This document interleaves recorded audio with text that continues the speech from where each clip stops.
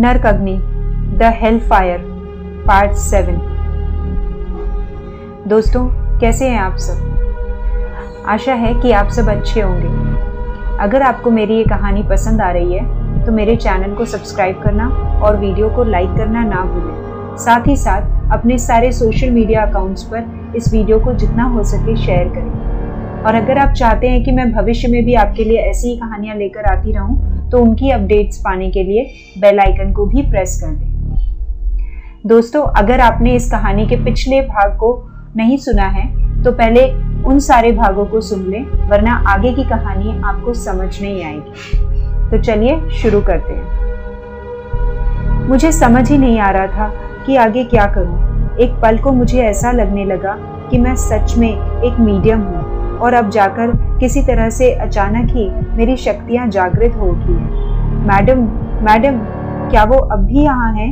वो कुछ इशारा क्यों नहीं कर रहे? सीमा जी की बेचैनी भरी आवाज सुनकर अचानक ही मेरी तंद्रा टूटी। हाँ, वो अब भी यही हैं, लेकिन अब उन्हें जाना होगा।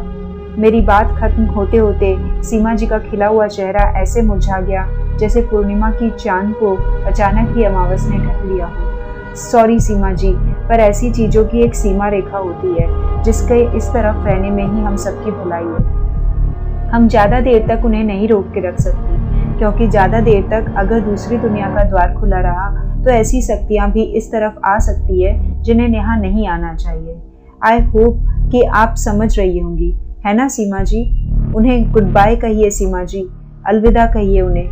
मैंने सीमा जी को सांत्वना देने की नाकाम सी कोशिश की। मैंने शांत स्वर में उन्हें समझाया और आहिस्ता से अपनी आंखें खोली। मेरी हथेलियों पर सीमा जी की पकड़ ढीली पड़ गई और उन्होंने भी अपनी आंखें खोल दी। आंखों के गीले कोरों को उन्होंने अपनी उंगलियों से पोंछा और मुस्कुराकर मेरी तरफ देखा। उन्होंने जगदीश सिंघल की तस्वीर उठाई और आहिस्ते से उसे चूम लिया। तस्वीर को अपने बैग के अंदर सरकाते हुए उन्होंने एक बार बड़ी उम्मीद भरी नजरों से उस कांच के कटोरे को देखा जिससे छलका हुआ पानी अब भी मेज पर बिखरा पड़ा था।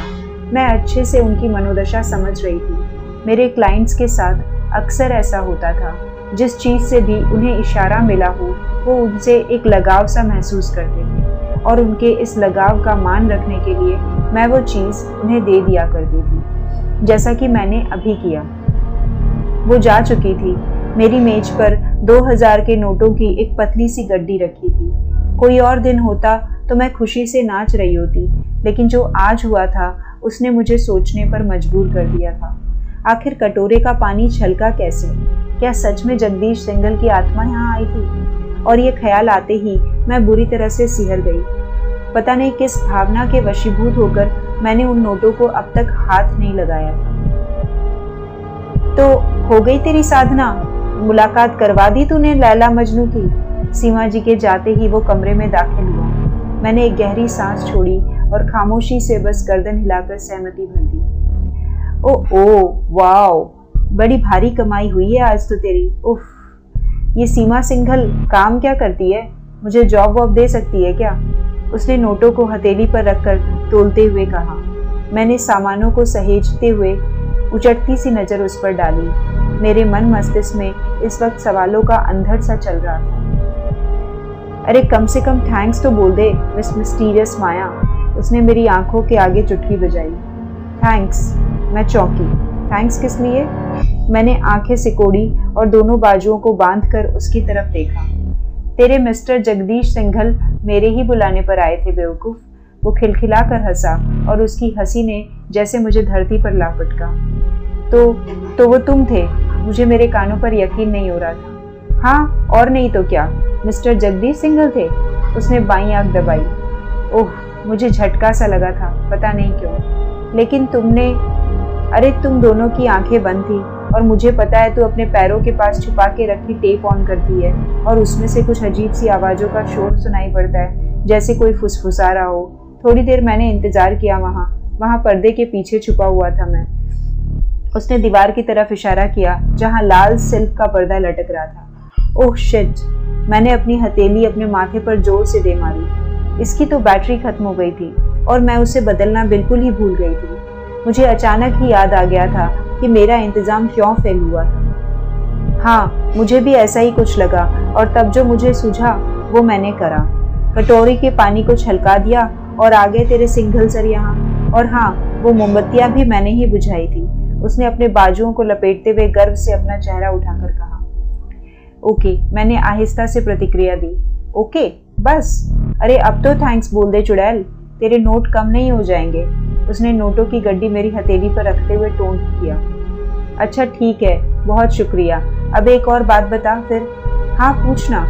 वो कैसे किया तूने वो गर्मी? क्या गर्मी? उसने मेरी बात बीच में काटते हुए कहा। मैंने और कुछ नहीं किया, बाकी कुछ हुआ भी होगा तो तेरे मिस्टर सिंघल ने किया होगा। वह लापरवाही से बोला और फिर खिलखिलाकर हंसने लगा। उसके उस जवाब ने मुझे उलझन में डाल दिया। वो जलन, वो गर्मी, फिर वो क्या था? केवल मेरा वहम? ए माया सुनना, ए समर बोलना। यार ये सब छोड़ क्यों नहीं देती? इन सब चीजों को मजाक में नहीं लेते यार। ये आत्माएं, ये जादू टोना, ये सब मुझे कुछ ठीक नहीं लगता माया। मैंने ध्यान से उसकी तरफ देखा। वो सच में बहुत गंभीर था। पता है, इस वक्त ना तू एकदम वसुंधरा देवी की तरह साउंड कर रहा है, मैंने लापरवाही से कहा। जानता था तू नहीं मानेगी। चल फिर ठीक है, किसी दिन ये आत्माएं उठाकर तुझे अपनी दुनिया में ले जाएंगी, तब मत बुलाइयो मुझे। मैं नहीं आऊंगा तेरे पीछे तुझे बचाने। उसने गर्दन झटकी और अपनी हथेलियों को आपस में टकराता हुआ बोला। मुझे क्यों समर बाबा, तुझे ले जाएंगी। हमारी साधना में रोड़ा तू डालता है और कहे दे रही हूँ, माया माया बचा ले, ऐसे बोल के रोइयो तो बिल्कुल ना। मैं नहीं आऊंगी टिश्यू पेपर लेकर तेरे आंसू पोंछने, समझा?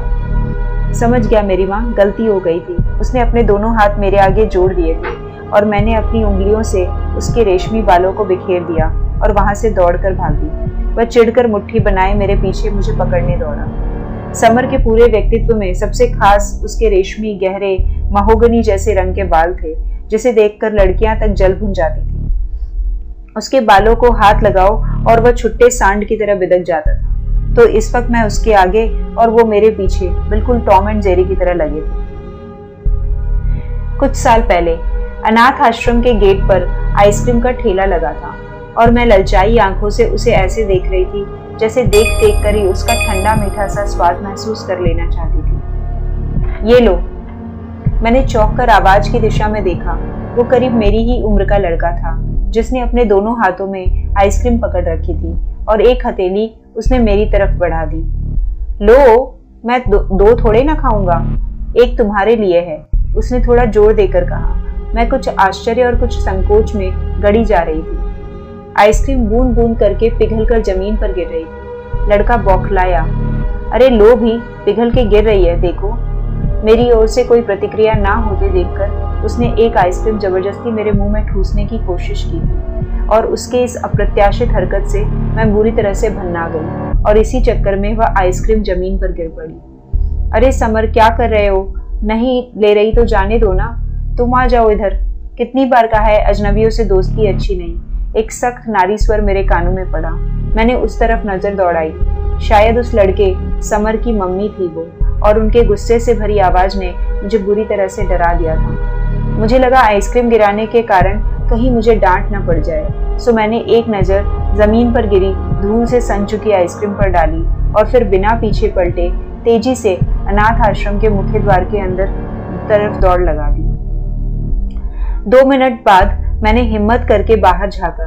वो लड़का समर, वो अब भी वहां खड़ा था, कुछ उदास सा। आता हूँ मम्मी, उसने पलट कर जाते हुए कहा। 2 कदम आगे बढ़कर वह रुका।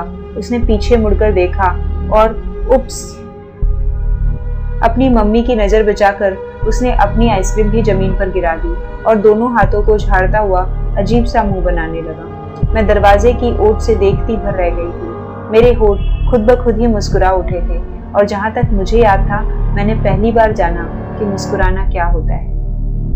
वो दिन था जब हम दोनों बच्चे थे और आज का दिन है। ये समर हर वक्त मेरे साथ रहता है। हाँ, उसकी मम्मी को आज भी ये सख्त नागवार गुजरता है, लेकिन इकलौते बेटे को कुछ कह नहीं सकती है, तो मुझे ही कोस कोस कर खुद को तसल्ली देती रहती है। दरअसल ये उनकी गलती भी नहीं है और न ही वो इकलौती इंसान है इस दुनिया की जो मुझसे दूर रहना चाहती है। मैं ही कुछ अजीब हूँ। जब से होश संभाला है, सबसे अलग थलग लगी हूँ मैं माया। समर की माने तो मिस मिस्टीरियस वन।